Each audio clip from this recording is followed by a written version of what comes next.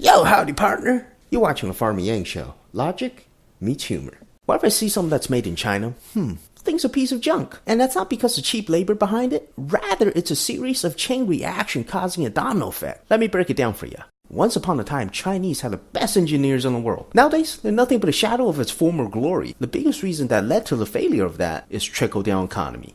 Now, don't get me wrong, I think trickle-down economy is a great thing when it's properly regulated and also working as intended. However, that's like false advertising. Everyone's out for themselves and the reality ends up being quite the opposite. The worst case example of this is a recent article published. 1% of the India now owns 60% of the country. That's insane! This is a huge problem because it creates a vicious cycle that's almost impossible for the people at the bottom to go after their American dream. Take a look at this picture. Ask yourself, how's this guy making $1 an hour ever going to get to that guy with a Ferrari? For every rich person, there are 99 poor ones. Average minimum wage is about $1.10, and there's no way an entire family combined can afford a Beamer. See if you can spot a difference in this picture. If you can't afford KFC, there's Obamacare chicken. Now, I do expect the price to go up about 50% a year. If you can't afford Starbucks, guess what? Change that into an adult porn shop. Who needs Puma when you got some tuna? Superman's copyrighted, but guess what? There's no copyright on Special Man. Holidays around the corner, time to get some Dr. Deets, and the manufacturer instruction says they guarantee to work for at least 3 days.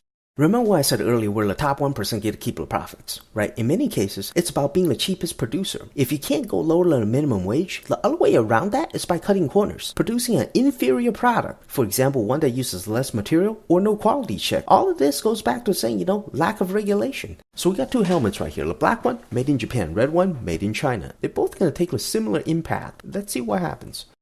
Yeah, and it's not just products. Recently, there's been counterfeit found amongst large imports of food. Take, for example, this walnut right here. Can you imagine your front tooth going head-to-head against that piece of shit?